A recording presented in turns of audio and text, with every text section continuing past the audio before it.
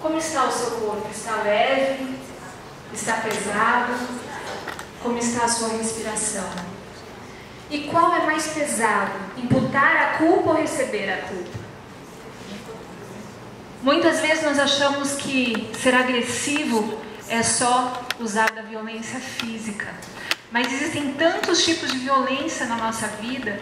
Existe a violência intrapessoal, aquela que nós cometemos contra nós mesmos. E fazemos isso o tempo inteiro. A culpa é sua, a culpa é sua. Quem aqui não fez isso? Ou não faz isso constantemente? Nós temos também aquela violência interpessoal, em que nós imputamos ao outro a culpa, também tem uma forma de violência. Ou nós dirigimos a palavra ao outro de uma forma mais grosseira, também é uma forma de violência. Ou nós sequer dirigimos a palavra ou olhar para o outro.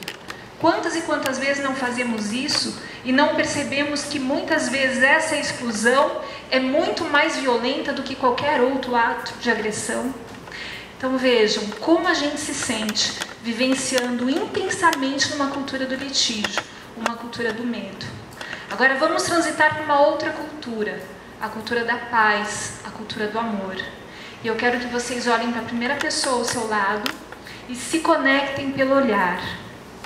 E agora vocês vão dizer: eu sinto muito. Agora eu vejo você.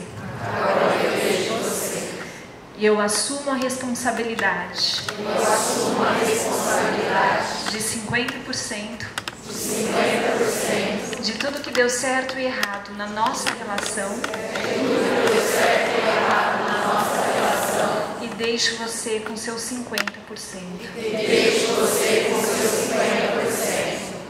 Gratidão. Como vocês se sentem agora? Então, com esse sentimento, vocês podem retornar para as cadeiras.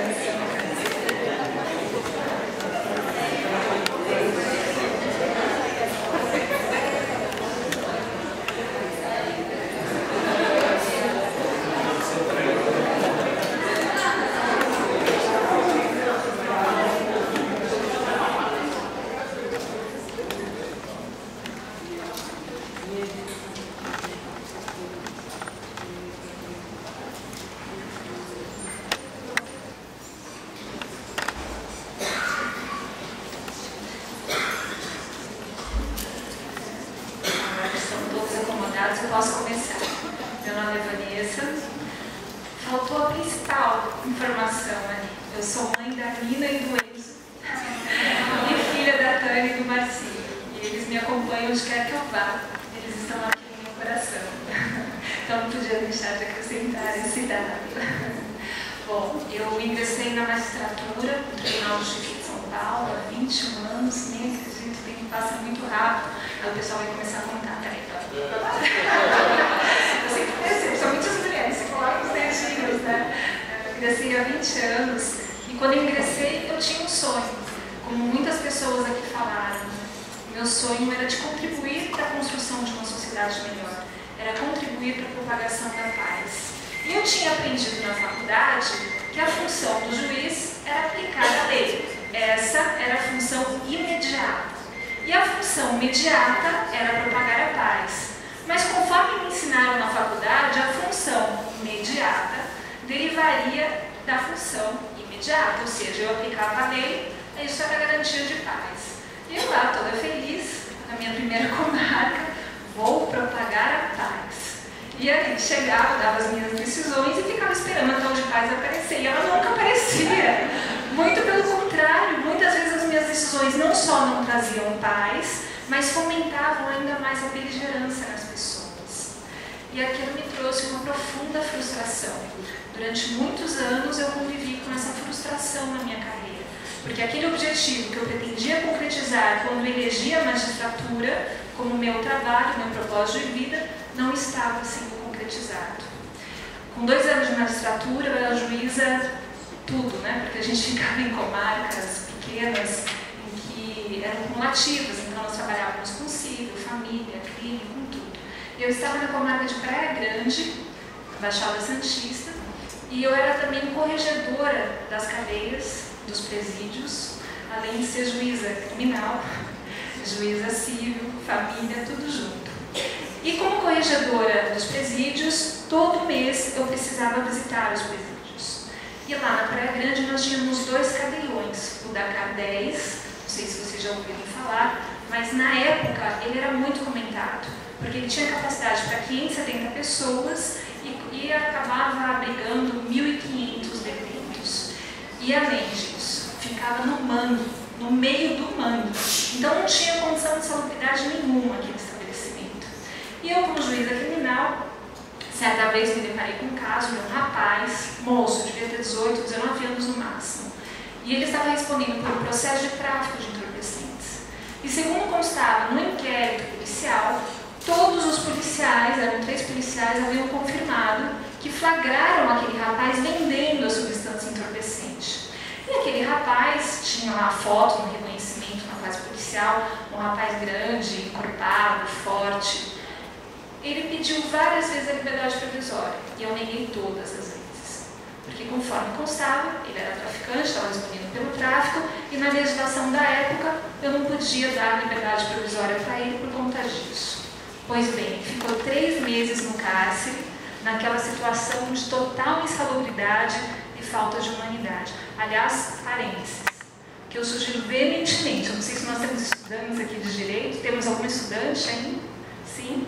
Quem trabalha no crime, antes de começar a trabalhar no crime, vai visitar os nossos estabelecimentos prisionais, só para saber como é a realidade dessas pessoas que nós simplesmente excluímos da sociedade, acreditando que nós ficaremos, entre aspas, salvos dela. Porque não podemos trabalhar no crime se não sabemos o que acontece com essas pessoas que passam pelas nossas vidas. Fechando parênteses. Esse rapaz chegou na audiência 3 meses depois do dia em que foi preso. E na audiência eu sequer o conheci, porque aquele rapaz forte, encorpado, tinha se transformado num menino definhado, pálido, doente. Ele tinha perdido um dos pulmões por conta das condições do local. Pois bem, durante a audiência, os 3 policiais simplesmente perceberam que se enganaram, que aquele rapaz não era traficante, aquele rapaz era um usuário. E naquele dia eu percebi que foi minha responsabilidade, por conta da minha decisão, eu privei aquele rapaz da liberdade, da saúde e da dignidade. Então vejam como aquele momento foi extremamente impactante para mim, para minha carreira, e a partir daquele momento eu jurei para mim mesma, eu não trabalho mais com crime. E saí do crime, me promovi e fui trabalhar com família. Vocês acham que foi diferente?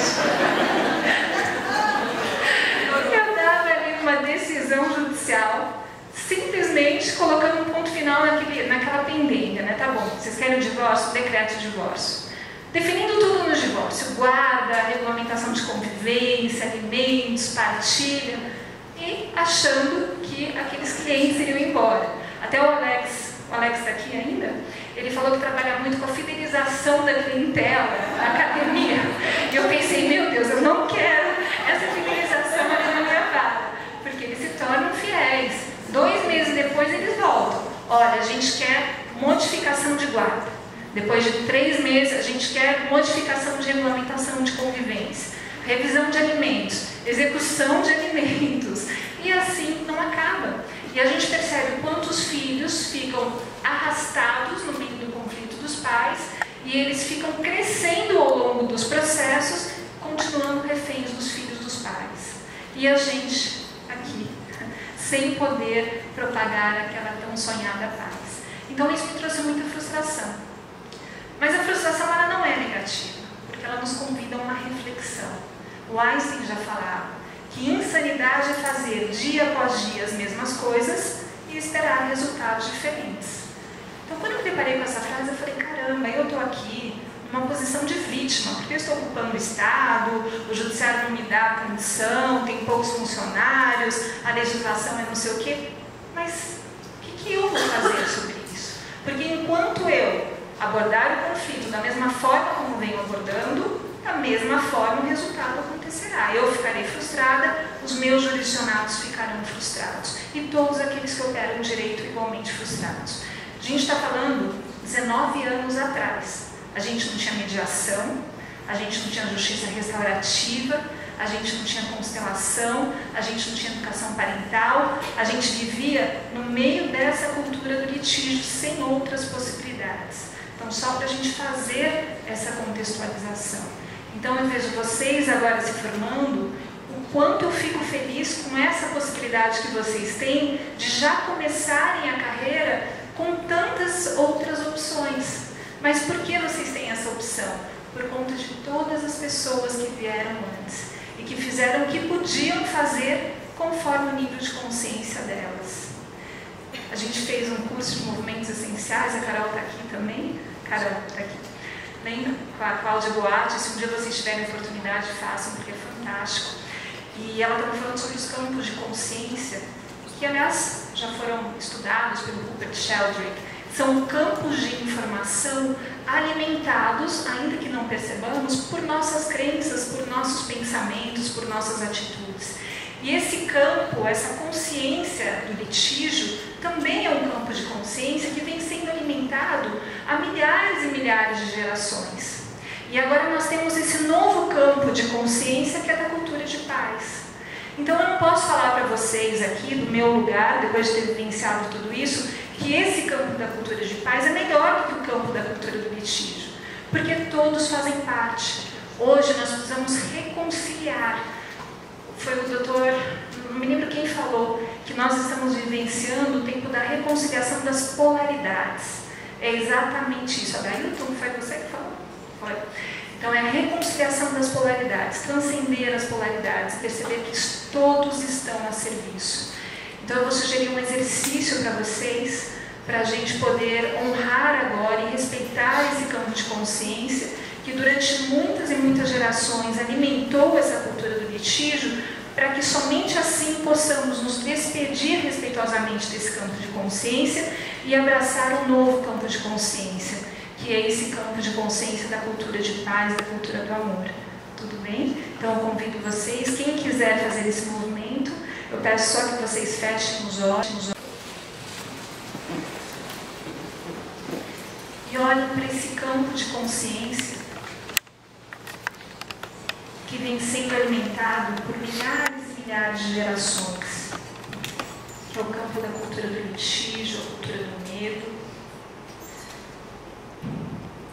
Esse campo em que o medo, a imputação recíproca de culpa, a competitividade se fazem tão presentes. E olha para todas as gerações, essas milhares de gerações que alimentaram esse campo.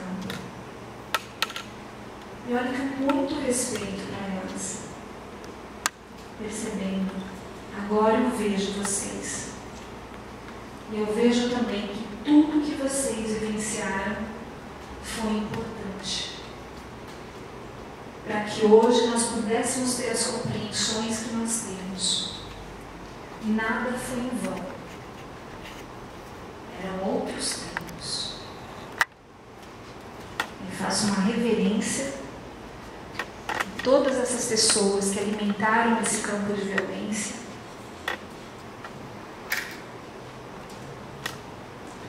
internamente fale: agora eu libero vocês de mim e me libero de vocês. Mas ao me liberar de vocês, eu os mantenho em meu coração. Gratidão.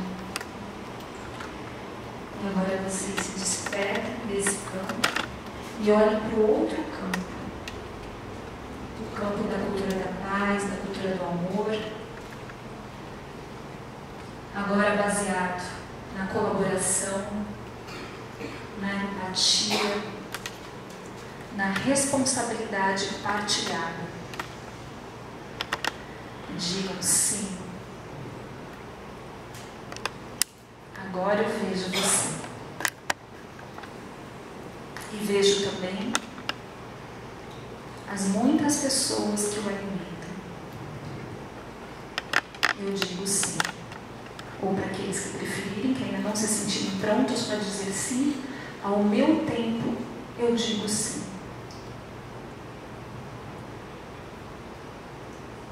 Então, quando estiverem prontos, podem abrir os olhos. Bem-vindos a esse novo campo de consciência. É uma escolha. Basta que vocês se sintonizem com ele. Bom, e no meio da minha frustração, eu me fiz uma pergunta. Qual é a minha missão como juíza? Será que eu sou uma exterminadora de processos? Aliás, essa foi a minha tese na PUC. De exterminador de processo a construtor da paz. Como as técnicas de mediação podem colaborar nesse processo de transformação dos juízes. Porque eu me sentia uma exterminadora de processos. Eu exterminava o processo e dali a pouco vinha o conflito revestido agora com um novo nome. Mas o conflito era ainda persistente. E eu percebi que a minha verdadeira missão não era aplicar a lei. A minha verdadeira missão era propagar a paz. E esta paz poderia ser propagada de diversas formas. Ora, através da decisão, que continuava sendo importante, continua sendo importante para trazer estabilidade, e ora era conseguida através de outros meios. A mediação, e hoje nós temos tantas outras possibilidades, a constelação, os círculos restaurativos, a educação parental. Então nós temos várias possibilidades de concretizar o mesmo resultado. Então, essa era a minha postura. Eu sou uma construtora da paz. Isso significa que as minhas atitudes mudaram? Algumas atitudes continuaram sendo as mesmas, mas agora estavam ancoradas em outro valor. Eu queria fazer um movimento com vocês para vocês entenderem como essa virada é possível e como ela traz muito mais propósito para a nossa vida. Posso sentar com você? Com você também? Então, por favor, venham aqui. Qual o seu nome? O que você faz? Sou advogada. Advogada. E você? Giovana. Psicóloga. Bom, então hoje a Márcia vai ser uma criminosa, tudo bem? É bom um jogo de empatia, né? E você pode ser uma juíza, com todo o peso que recai sobre você. Pois bem, a Márcia cometeu um crime. E você vai ter que cumprir o seu papel. Você vai aplicar uma pena para ela, uma sentença. Você fala para ela: você cometeu um crime e eu te condeno a pena. E eu te condeno a pena de 5 anos de reclusão. De 5 anos de reclusão. Você se sente leve ou pesada? Nada. E você? Muito mais. Muito mais pesada. É muito pesado julgar a vida de outra pessoa, não é? Vamos fazer um movimento que vocês vão poder fazer em qualquer situação da sua vida. Posso contar? Vamos lá. Você, doutora, não vai ser mais advogada, vai ser a justiça. Olha só o que representa. Então, continua olhando para ela. Agora, você não é só mais uma juíza justiceira que aplica a justiça. Você está ancorada. Por favor, coloca as mãos nela. Atrás. Não, você só vai para ela. Isso. Pode colocar as duas. Você está ancorada pela justiça. Então, você vai falar para ela: eu não sou a justiça. Eu não sou a justiça.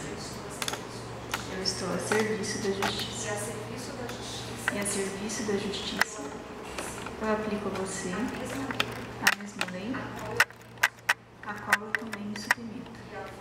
E ao fazê-lo, eu te dou a oportunidade de se responsabilizar pelos seus atos e assim resgatar a sua dignidade. É mais pesado, mais leve? Muito mais sensato, humano. E para você, é mais leve? Mais leve. Quando a gente se ancora num valor maior, a gente se sente muito mais leve no nosso lugar e tudo flui melhor. Então, qualquer ato da sua vida, pense, a serviço do que eu estou atuando? A serviço do que eu estou fazendo essa petição? A serviço da perpetuação do litígio ou a serviço de promover um pouco mais de harmonia para esse sistema familiar? Eu senti nessa vez que você me tocando, restauração. No outro, uma culpabilização. É essa justamente a diferença. Vejam, a mesma sentença, ela pode aplicar a mesma pena, só que numa, ela está numa postura de justiceira, ela está culpabilizando, porque ela vive num campo de consciência da cultura do litígio, da cultura do medo. E na outra, ela está atuando no outro nível de consciência, da cultura do amor, da cultura da paz. Então o resultado é o mesmo, é a mesma pena, são 5 anos, porque não tem como ela fugir disso. A função dela é aplicar a lei, mas ela pode aplicar de um novo lugar e ancorada por algo muito maior, pela supraconsciência, pela consciência quântica, como nós falamos. Gratidão, gratidão. Então vejam, vocês façam sempre esse exercício, porque ele sempre vai norteá-los na sua vida, a serviço do que estou fazendo isso. E aí, quando eu me vi como construtora da paz, veio mais um questionamento. Tá, e o que é paz? Porque é algo muito subjetivo. Você pergunta para uma galinha no galinheiro que é ter paz, a galinha vai falar, é um galinheiro sem raposa. Você pergunta para uma raposa o que é ter paz, o que ela vai falar? É um galinheiro cheio de galinha. Então, o que é paz? Outro dia eu fiz essa pergunta para uma parte. Era uma audiência, um divórcio, e a mulher falava para ele, eu só quero paz. Aí eu tinha aprendido na mediação para fazer perguntas abertas, né? Aí eu falei para ela, o que é paz para a senhora? Ela falou, paz para mim eu ficar no meu canto e esse cara não me encher mais o saco. Isso era paz para ela, ou seja, era ausência de conflito. E durante muitos anos sustentou-se esse conceito negativo de paz, que paz seria ausência de conflito, porque interpretava-se o conflito como sendo algo negativo, como sendo algo pesado. Mas, posteriormente, acabou se desvendando um novo conceito de paz, que paz não é mais ausência de conflito. Na verdade, segundo John Paul Lederer, que é pacifista internacional, para que haja paz não basta a ausência de violência. É necessária a presença de uma interação, inter-relação positiva e dinâmica, o apoio mútuo, a confiança, a reciprocidade e a cooperação. Então, paz não é ausência de conflito, paz é ausência de medo. E essa é uma frase que para mim causou muito impacto da Ursula Franklin. Porque se de um lado a gente tem o medo, do outro lado a gente tem o amor. E como o amor é importante para que a gente viva nesse estado de paz. Virou breve, agora falando de amor. Gente, o amor a que eu me refiro não é só o amor romântico, mas aquele amor que se manifesta através da empatia, do cuidado, da escuta ativa, da responsabilidade partilhada. Este amor que é transformador e ele que gera a paz.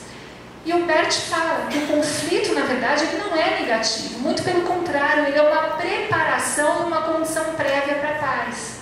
E aqui eu provo para vocês isso que ele fala através desse desenho que muitos já devem conhecer. O que nós percebemos aqui nessa primeira linha? São 2 burrinhos vivenciando ainda uma cultura do litígio. Uma cultura pautada pela individualidade, em que cada um olha exclusivamente para os seus respectivos interesses. Esse só olha para os interesses dele e esse só olha para os interesses dele. Até que eles tentam satisfazer concomitantemente as suas necessidades.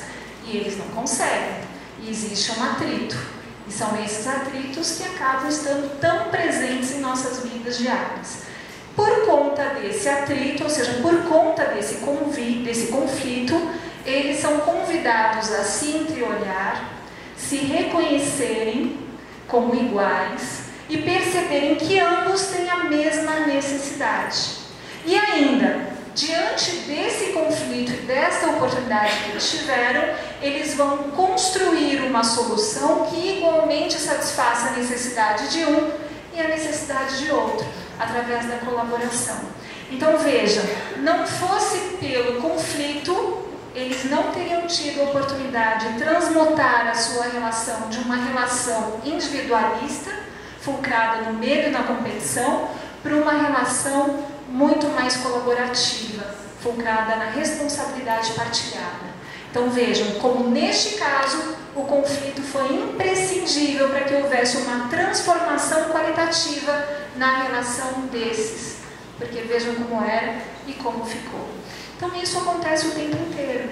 Nós temos a opção de olhar para o conflito como algo negativo, ou temos a opção de olhar para o conflito como uma oportunidade maravilhosa, que vai enriquecer a nossa vida. No final de semana passado, Fábio e eu fizemos uma capacitação com o Sérgio Torres. Se alguém tiver a oportunidade de conhecer um pouquinho mais sobre ele, ele é um espanhol, ele tem vários vídeos no YouTube, e ele veio para Caxias do Sul, para a Universidade de Caxias do Sul, fazer um seminário. E ele acessa níveis quânticos de consciência e faz uns downloads que são compatíveis. Gente, eu estou me ouvindo aqui, falando, gente, há 2 anos eu não me reconheci aqui. Eu estou falando, ele acessa nível superior de consciência, faz download e a partir disso tem novas compreensões. Mas tá certo, nada como um dia após o outro, nessa caminhada evolutiva. E ele falava que quando chega um casal para ele, por exemplo, com um conflito, fala, eu preciso da sua ajuda, Sérgio. Ele olhava para o casal assim e ele tinha que treinar uma cara de paisagem. Só que por dentro ele estava rindo, ele, uau, que oportunidade que esse casal está tendo de se transformar, de melhorar, de reconhecer quais são as suas necessidades, de juntos encontrarem melhores estratégias para a satisfação dessas necessidades. E realmente é isso, porque o conflito é uma oportunidade. Só que para que o conflito seja realmente uma possibilidade de transformação, nós precisamos enxergar muito além do aparente. Então precisamos enxergar aquilo que os olhos veem, mas também aquilo que os olhos não veem. Ou seja, quais são as causas subjacentes do conflito. Por que as pessoas estão apresentando efetivamente um conflito? E aqui o Fernando já trouxe, mas aqui eu não trouxe, a epigenética, a boa e má consciência, fatores intrageracionais, ou seja, tantas questões que acabam colaborando para que as pessoas travem o conflito sem que elas percebam. Nós vimos aqui o caso do casal, que cada um estava honrando o seu sistema familiar, que é a nossa boa consciência. E quantas crenças nós temos que herdamos dos nossos ancestrais? Vou fazer uma pergunta aqui. Alguém desvira chinelo? Desvira chinelo. Quem? Só vocês? Sim? Vê um chinelo virado, vai lá e desvira. Gente, a minha mãe... todo mundo sabe o que significa desvirar chinelo? Então, a minha avó de Marília, ela falava, passava minha infância lá, e ela falava, filhinha pra mim, se você vir um chinelo desvirado, vira, porque senão a sua mãe morre. E a minha mãe, que já perdeu a mãe dela há 20 anos, até hoje desvira o chinelo. Então são essas crenças que continuam ecoando na nossa mente, ainda que a gente não concorde com elas. Ah, eu vou ver esse chinelo virar, né? Mas vai que alguma coisa aconteça. Então eu vou lá e coloco no lugar. Então, desvira da sua filha também, olha só. Ainda dá tempo. Quem sabe agora com o direito sistêmico a gente consegue se desprender. E qual é o nosso objetivo, então? Nosso objetivo é cada vez mais exercitarmos a nossa autonomia existencial, sermos efetivamente livres para termos a vida que nós queríamos ter. Porque todas essas crenças, embora representem o nosso amor para o nosso sistema familiar, elas acabam restringindo o nosso poder de atuação. E muitas vezes nos conduzindo a muitos conflitos sem que possamos perceber. Então, como esse olhar precisa ser um olhar amplo, um olhar diferenciado, para que possamos compreender as relações humanas. Só que aí vem o Bergson e fala, tá, isso tudo é muito bonito, mas o olho vê somente o que a mente está preparada para compreender. E será que a mente dos operadores de direito está preparada para compreender todas essas nuances do litígio, tudo que leva as pessoas a um conflito que vai acabar nas portas do Poder Judiciário? Nem sempre. E aí eu trago uma reflexão do Dr. Nalini, ele foi presidente do Tribunal de Justiça já há alguns anos, e ele fala que há certas questões tão fundamentais, tão essenciais à subsistência da civilização, que não podem estar confiadas a um encarceramento disciplinar. Ou seja, o direito por si só não dá conta de tudo isso. Por isso mesmo, no Tibete, por exemplo, tem um livro muito interessante, se vocês tiverem interesse em conhecer melhor, são As Raízes Espirituais da Justiça Restaurativa, que conta a história da justiça restaurativa, e não tem em português, é só em inglês. Conta a história da justiça restaurativa em várias partes do mundo. E nesse livro, eles contam o direito tibetano, por exemplo, tem alguma questão, algum crime, antes de lidar com os aspectos jurídicos do crime, eles fazem um esvaziamento emocional da vítima e do réu. Porque só depois que esse conteúdo emocional é esvaziado, que eles têm condições de olhar para a lei e verificar o que a gente vai fazer neste caso concreto. Então vejam como é importante a gente desenvolver esse olhar. E como então a gente pode conciliar o direito com a vida, já que a vida é tão mais complexa que o direito? E quem dá essa resposta é o ministro Aires Brito. Quando ele assumiu a presidência do Supremo Tribunal Federal há alguns anos, ele falou que o primeiro passo a se tomar para conciliar o direito com a vida é abrir as janelas dos autos para o mundo circundante. Ou seja, é sair da caverna de Platão, a qual muitos de nós estamos confinados. Vocês se lembram do mito da caverna de Platão? Alguns prisioneiros foram feitos prisioneiros enquanto ainda crianças e foram acorrentados em uma caverna. E eles foram acorrentados de tal forma que eles ficavam de costas para a entrada da caverna e ficavam se deparando o tempo inteiro para uma das paredes da caverna. E nessa parede para a qual eles olhavam, havia algumas sombras, que eram projeções da realidade. Porque no início, na entrada da caverna, tinha uma fogueira. Então, tudo o que acontecia do lado de fora era projetado através daquelas sombras desconfiguradas naquela parede. Aquela era a realidade que eles conheciam. Até que um dia, um dos prisioneiros conseguiu fugir. Ele saiu da caverna e foi para a realidade. E ele percebeu que a vida era muito mais linda, muito mais bela do que aquelas sombras costumavam estampar. Mas, por fidelidade aos amigos, ele retornou à caverna. E conversou com os amigos, e convidou os amigos para saírem daquela caverna e irem para a realidade. E os amigos não aceitaram. Eles falaram, essa é a realidade que a gente conhece, e é aqui que a gente fica. É essa a realidade que nos traz segurança. Eu gosto de trazer esse conto, porque muitas e muitas vezes nós ficamos tão presos no processo e não percebemos que, por mais sofisticadas que sejam as provas, elas jamais conseguem retratar com fidelidade o que acontece na vida real. E muitas vezes precisamos julgar a vida de tantas pessoas com base num mero fragmento da verdade, que é a prova que vem do processo. E muitas vezes nem as pessoas sabem por que elas estão lá. Então, ainda que a gente retrate com fidelidade o que acontece na realidade, às vezes a própria realidade é só a ponta do iceberg, porque a causa subjacente dos conflitos não é percebida. Então, qual é o passo que a gente tem que dar?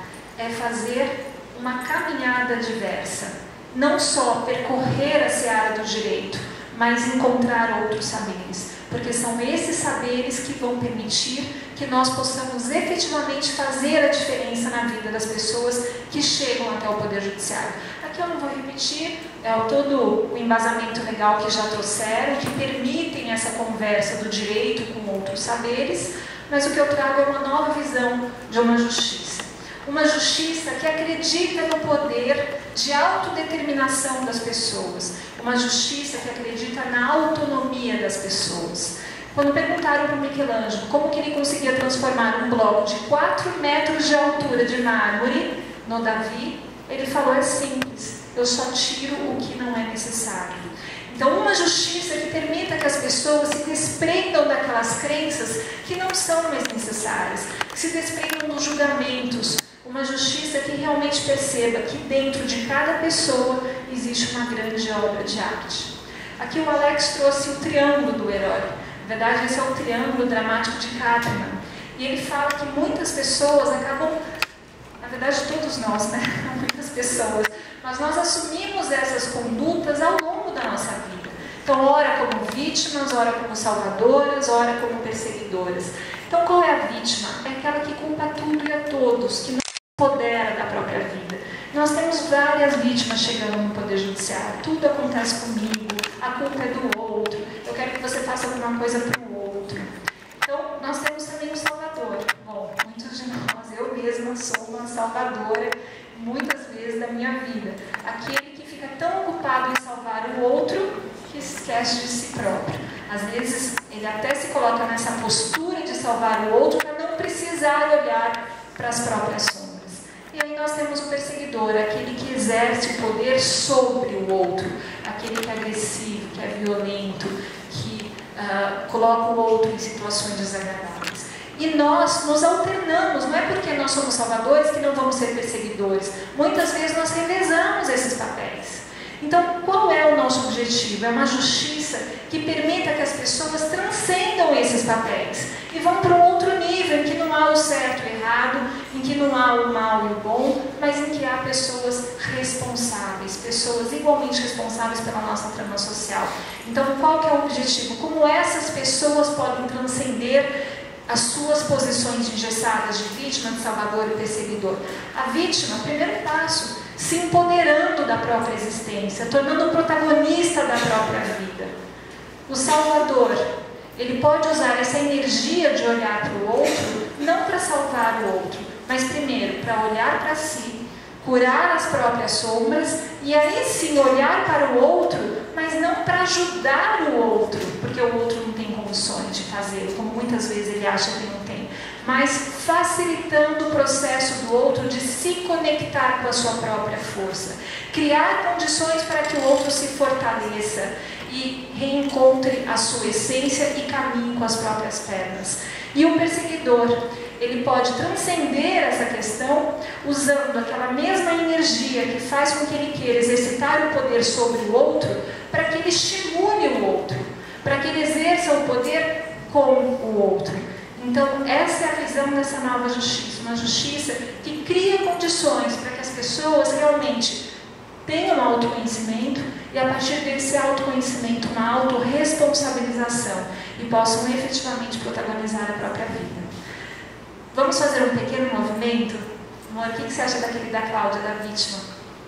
Todo mundo aqui já foi vítima em algum ponto, né? Ou se coloca na postura de vítima. Como que a gente se coloca na postura de vítima? Não acredito que isso aconteceu comigo. Ah, mas o fulano de tal está fazendo isso de novo comigo? Então, são várias possibilidades. Sempre que vocês se virem nessa situação, vamos levantar? A gente vai se resgatar dessa postura. Eu vou pedir para o Fábio explicar para a gente como funciona isso. Tudo bom? Eu peguei de surpresa, então... Mas vamos fazer curvas, é isso? Ah, tá. Na verdade, a culpa faz parte da nossa evolução. Nós fazemos parte de sistemas. E toda vez que alguma coisa vem e nos ameaça, eu fico numa parte de culpa e eu ou culpabilizo, perseguidor, salvador ou vítima. Então, tudo que é estranho ao meu sistema, seja ele qual for, né? Nós estamos em múltiplos sistemas, a gente rejeita. Eu vou falar um pouquinho melhor. Eu não lembro direito, viu? Tá tudo ótimo, faz parte. Gratidão por dar essa oportunidade pra gente. Você é amado de qualquer jeito. Tá bom, então eu vou aqui em cima pra gente fazer. Vocês vão se resgatar desse papel de vítima. Isso vocês vão fazer todo o tempo. Se demorar 5 segundos até vocês voltarem para o papel de vítima, a cada 5 segundos vocês vão fazer isso. Então vocês percebem, eu estou julgando alguém, eu estou culpabilizando alguém, vocês vão fazer o seguinte. Entenderam? Vocês se resgataram do papel de vítima, agora vocês são o quê? Salvador. Não, Salvador não. Pode ser que isso aconteça também, mas aí Daqui a pouco você vai cair, né? Mas não tem problema, a gente continua. Vocês são donos do próprio nariz, vocês são responsáveis por si próprios, tá bom? Então vamos tentar um pulinho. Mas ó, é um pulinho com a primeira perna e a segunda a gente realmente se tira, a gente tem que se resgatar. Tá bom? Toda vez que vocês se virem nessa situação, façam isso que vocês vão verificar como muda. Pronto, agora que não tem mais nenhuma vítima aqui, pelo menos para os próximos 5 segundos, a gente continua. A minha pergunta era só isso eu sabia. Mas na verdade tem muitos autores, não de constelação, inúmeros, que falam que quando a gente está numa dinâmica de emoção, de pensamento, o corpo fala. E se o corpo fala, você usa o corpo para mudar o seu pensamento, a sua emoção. Eu estou na adrenalina, etc. Dá um pulo na piscina que o corpo vai me ajudar a sair da situação. Então a ideia desse exercício simples, você está com uma pessoa, você percebeu alguma questão, um julgamento, seja lá o que for, você faz assim, né? Só que na sua mente você está... Você fala... Mas se tiver uma piscina do lado, gente, aí pule na piscina porque vale a pena. O outro passo, uma justiça que se vale do amor. Sim, se vale do amor para transformar as pessoas. A Madre Teresa de Calcutá, ela falava que justiça sem amor não é justiça, e amor sem justiça não é amor. Então, por que não? Uma justiça. Crie espaços para gerar empatia, crie espaços para gerar o diálogo, a escutativa, porque é assim que as pessoas vão se resgatar da sua desumanidade, vão reencontrar a sua humanidade e vão acabar saindo desta vibração que as levou ao conflito. Transcender as polaridades dualísticas, um processo muito comum. Polaridades, o réu, o autor, um é certo, um é errado, um é o ganhador e um é o perdedor. Não, mas não é nesse nível que a gente tem que atuar, a gente tem que transcender o certo e errado.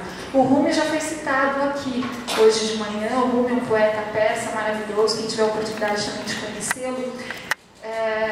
Se não me engano foi a Silmara que falou que o Rumi diz que a luz entra pela dor.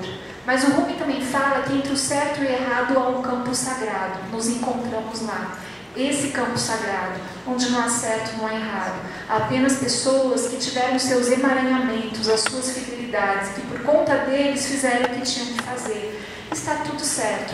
Quando a gente se alinha ao nível de consciência superior, ao nível de consciência quântica, também chamado de supraconsciência, em que não há o certo e o errado, e que existe uma totalidade, existe um maior, amando e regendo todos nós, inclusive aquela pessoa que não se enquadra na nossa sociedade, nós nos tranquilizamos e não precisamos mais julgar. Mas se mesmo assim, no caso de uma juíza como eu, preciso aplicar a pena, eu vou aplicar. É esse o meu trabalho, mas eu vou aplicar de um outro lugar. Não como justiceira, mas como alguém a serviço da justiça, como você fez. Usar a criatividade. Como é importante para a justiça se valer da criatividade. O Einstein, que já foi citado, ele dizia que a criatividade é muito mais importante do que a razão, porque a criatividade, ela perpassa o mundo, ela não tem fim, e é ela que gera novas opções. Como no caso dos burrinhos, foi através da criatividade que eles encontraram as melhores estratégias para satisfazer igualmente a necessidade dos dois. O encontro.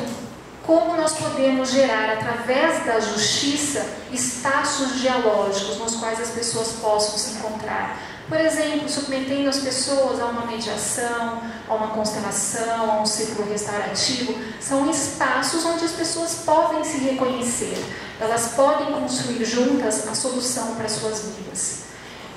Uma justiça que incentiva a empatia, não só a empatia individual, mas a empatia sistêmica, a empatia para todo o sistema familiar daquelas partes envolvidas no litígio. E como nós podemos também preservar a ética do cuidado. E aqui eu faço uma distinção entre a ajuda e o cuidado. A gente não está aqui nessa posição para ajudar ninguém. Porque quando a gente fala em ajuda, a gente se coloca numa situação de superioridade, como se a gente tivesse condição de saber o que é melhor para o outro. Só que quando a gente faz isso, a gente leva em consideração os nossos valores, a nossa história de vida, a nossa boa consciência, as nossas crenças, e isso é pura arrogância. Então vamos olhar para o outro como sendo uma pessoa que igualmente tem o poder de se autodeterminar, o poder de reger a própria vida. Mas talvez o outro, por alguma circunstância, não esteja tendo condições de se conectar com a própria essência. Então qual é o nosso objetivo como cuidadores e não ajudadores? É criar as condições para que o outro possa se conectar com a sua essência, com a sua verdade, com a sua força e a partir desta reconexão protagonizar a própria vida. E estabelecer um trabalho em rede, porque sozinhos não damos conta.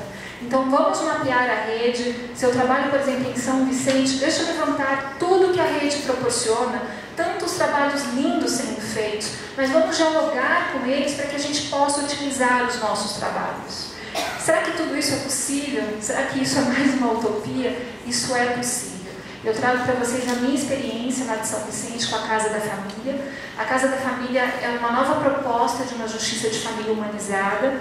Esse trabalho ele foi um projeto que foi inaugurado em São Vicente há exatamente 3 anos, dia 1º de abril de 2016. E ele fez tanto sucesso que hoje ele já foi replicado no Rio de Janeiro. No estado do Rio de Janeiro, o presidente lá do Tribunal de Justiça ele editou um regulamento criando as casas de família no estado do Rio. Então, no Rio a gente já tem 4 casas de família. E o que é essa casa de família? É a proposta de uma justiça de família mais humanizada, mais acolhedora, mais sistêmica, mais interdisciplinar e interinstitucional. Então, o conflito jurídico familiar ele não é tratado apenas no seu aspecto jurídico, mas o conflito ele é visto como uma oportunidade de transformação qualitativa na vida de todas aquelas famílias envolvidas no conflito. Você esteve lá, né, Nayara? Já conheceu? Alguém mais aqui conheceu a Casa da Família além do Fábio? O Fernando foi embora, aliás, o Fernando também presta serviços maravilhosos lá, mas estão todos convidados, se tiver oportunidade lá para o litoral, vão conhecer. Então, o que a gente faz na Casa da Família? A gente fez o Tribunal de Justiça, ele alugou um prédio específico para a Casa da Família, então ele não tem cara de fórum. Nós fizemos um convênio com as faculdades, inclusive com a Faculdade de Arquitetura, Faculdade de Comunicação Social, e as faculdades embelezaram esse imóvel. Então ele tem cara de casa. Os meninos da Fundação Casa foram até lá, fizeram grafites em todos os muros da Casa da Família, então eles se sentiram pertencentes, ou seja, é a ordem do pertencimento colocada em prática, como eles podem colaborar para que o Poder Judiciário, na questão da família, também fique cada vez mais velho, mais efetivo. E lá nós fizemos vários convênios também com faculdades. Então a Faculdade de Psicologia, ela fornece o quê? Psicólogos e estudantes para disponibilizar um tratamento psicológico para as famílias. Nós temos a educação parental através das oficinas de pais e filhos, nós temos constelações, mediação, o Sejus que fica lá também e as varas da família ficam lá. Então nós tratamos o conflito de uma forma bastante sistêmica. Essa aqui é a equipe que trabalha na Casa da Família. Aqui todas as salas têm as mesas redondas, inclusive essa é a minha sala. Quando eu sento aqui na mesa junto com todos, porque não dá para a gente falar de ordem de pertencimento se a gente não internaliza e se não pratica isso. Então, como não internalizar e praticar tudo isso que a gente está falando? Essa é a sala de audiência. Essa é a minha sala de audiência. Às vezes eu estou sentada, vem os advogados de fora que não estão acostumados. Não, mas que lado que eu fico? Eu falei, não, aqui não tem lado, doutora. Aqui só tem um lado, que é o lado da criança. Então, por favor, sente-se aqui, o senhor é bem-vindo, né? Então, é assim que a gente faz. Aqui tem uma brinquedoteca também, as crianças ficam fazendo desenhos enquanto os pais estão na audiência. E lá nós temos as constelações familiares. Então, lá nós fazemos sessões individuais de constelação, não como forma de resolver conflitos, porque a constelação não resolve conflitos, mas como uma forma de ampliar a consciência das pessoas sobre os emaranhamentos ocultos que as levaram ao conflito, para que a partir dessa tomada de consciência, elas tenham condições de tomar melhores decisões para a sua vida. Então elas vão para as sessões são individuais, são sigilosas e uma parte não presencia a constelação da outra. E no outro momento, essas pessoas que vão para a constelação, aí vão para a mediação ou vão para a oficina. Tem famílias que frequentam todos os nossos programas. Então imagine, uma família lá o casal vai se divorciar e tem filhos menores.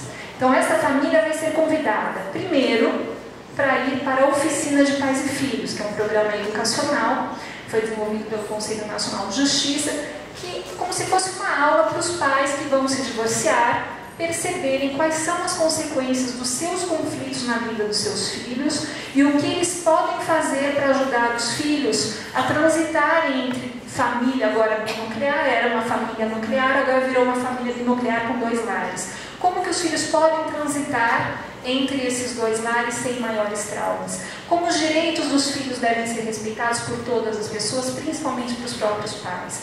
Inclusive o direito de continuar amando e sendo amado pelo pai e pela mãe. Porque muitos acham que tem que escolher lados. Não, eu vou continuar amando meu pai, porque se eu amar minha mãe e estou com meu pai, eu vou estar traindo meu pai. Por quê? Por conta da conduta dos pais, a criança acredita nisso. Então, como respeitar esse direito do filho de continuar convivendo com o pai e com a mãe? Ou seja, nós aplicamos através desses outros programas o próprio pensamento sistêmico, as próprias ordens do amor.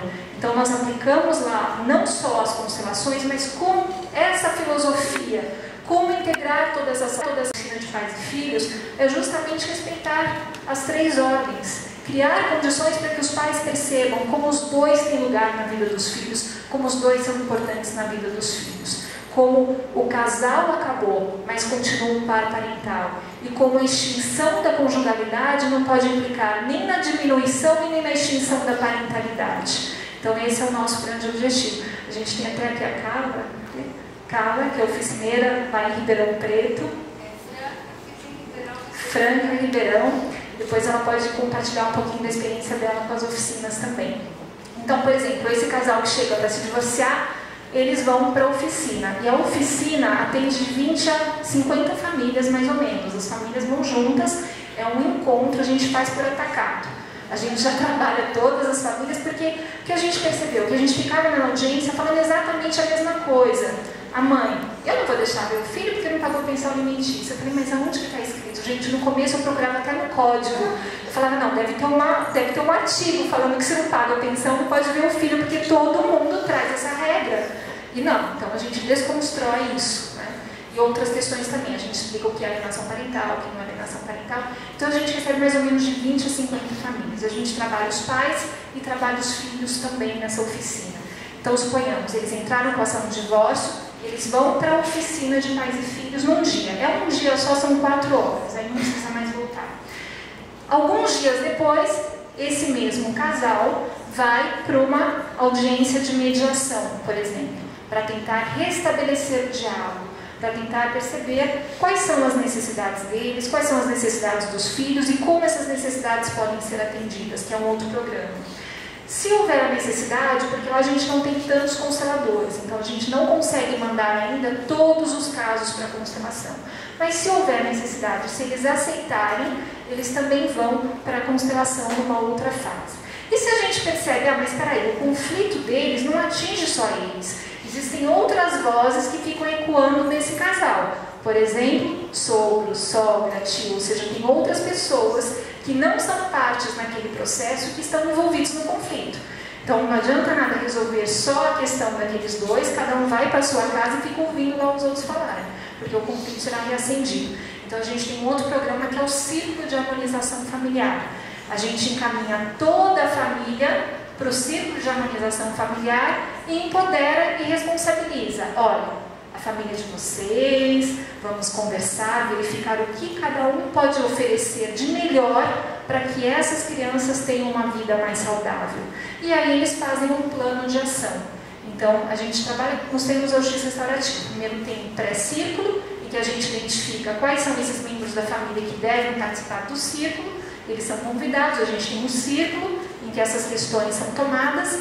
Nesse círculo é feito um plano de ação. Então, no último círculo que a gente fez, uma criança, os pais trabalhavam, não conseguiam levá-la para a escola, então ficou, e aí um ficava falando mal do outro. Então, qual foi o plano de ação que eles fizeram? O tio falou, eu me comprometo nas terças e quintas-feiras levar o meu sobrinho para a escola. O avô falou, eu me comprometo a não falar mais mal do meu ex-genro para o meu neto. O outro falou, e assim depois tem o pós-círculo, depois de algum tempo, para verificar se está tudo certo. Tá ótimo. Então esse é um dos programas que a gente tem.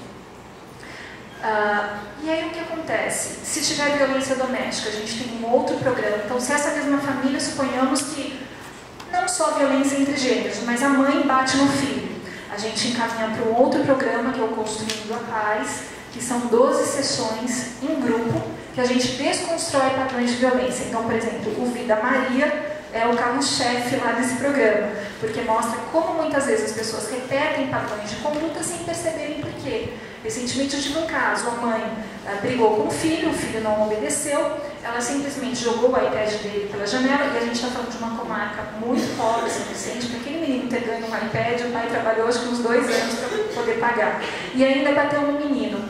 O pai entrou com uma mudança de guarda, e na audiência de justificação, a mãe admitiu que ela tinha feito, o menino correu para a casa do pai, e o pai falava, eu não quero tirar a guarda dela, eu só quero que ela volte a ser a mãe que ela sempre foi. E qual que era a fala dela? Eu não consigo fazer diferente, eu preciso de ajuda.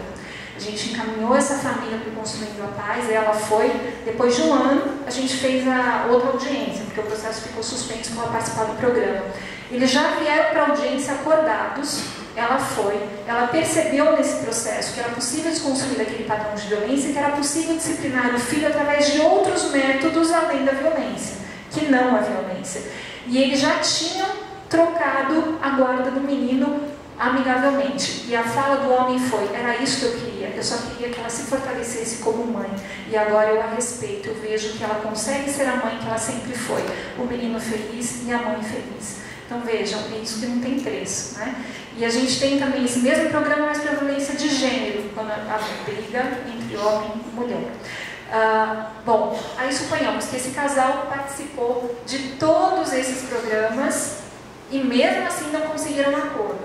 Primeiro, não tem problema porque o nosso objetivo não é que eles façam um acordo, mas que eles tenham um pouco mais de harmonia, um pouco mais de empoderamento, um pouco mais de autorresponsabilização. E isso a gente consegue. Muitas vezes existe o acordo, o índice até é grande, mas algumas vezes não há o acordo. E aí eles vão para o paredão. Paredão é a minha decisão. Eu tenho todas as oportunidades, vocês ainda precisam da decisão, então eu estou aqui para cumprir o meu papel, eu dou uma decisão, que muitas vezes ela continua sendo necessária. Mas pelo menos a gente cria essas condições para que as pessoas possam se empoderar e se autorresponsabilizar. O direito sistêmico, o Fernando já falou, é importante a postura sistêmica, ou seja, já foi dito aqui também, como é importante internalizar, colocar isso na prática. Isso não é teoria, isso é filosofia de vida, é algo para ser vivido, experienciado e não simplesmente falado. Aqui são os programas que a gente faz. Esse programa também é bem interessante, Quero Pai. Então nós temos já o programa Pai Legal do CNJ, não sei se todos conhecem. Se uma mãe chega no cartório de registro civil, o cartório vai perguntar quem é o pai. Se ela indica o pai e o pai não está presente, ele vai ser consultado. Se ele reconhecer a paternidade, o nome dele fica lá na certidão de nascimento do filho.